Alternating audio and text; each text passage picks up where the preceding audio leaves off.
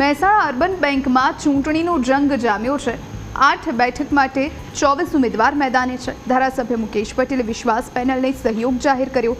પૂર્વ સાંસદ શારદાબેન પટેલના પુત્ર આનંદ પટેલ વિશ્વાસ પેનલમાં ઉમેદવાર છે। 15,000 કરોડનું ટર્ન ઓવર ધરાવતી બેંકમાં ચૂંટણી જંગ જામ્યો છે। 3 ઓગસ્ટના રોજ મતદાન યોજાશે।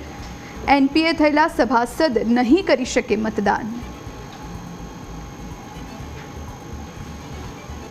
બાયપાસ રોડ ઉપર મહેસાણાની અંદર 45 વીઘા જમીન જે ખરીદવામાં આવી છે એમાં જીકે પટેલ અને વિનોદ પટેલ અને જે ભાવનગરના અમારા મોટા ધીરધા લેનાર કોન્ટ્રાક્ટર છે અને બીજા સાગરીતો એમના દ્વારા આ જે અત્યારે 7/2 ઉતારામાં પણ એ ફરજ છે અને એ દ્વારા સાબિત થાય છે કે આ બેની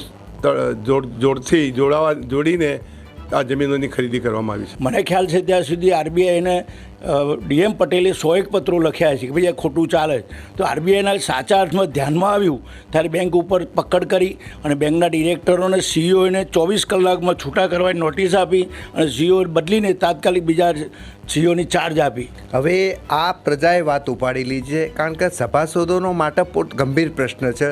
નાના થાપણદારો હોય, નાના ઉદ્યોગકારો હોય, પોતાનું હિત જોખમાતું દેખાયું છે અને છેલ્લા સમયની અંદર જે કૌભાંડો થયા, જે તે સાહેબશ્રીએ જાણ કરી, જે તે નામ જેની અંદર સામેલ હતા, જેના કારણે આ વસ્તુ એટલું મોટું વિકરાળ સ્વરૂપ લઈ લીધું।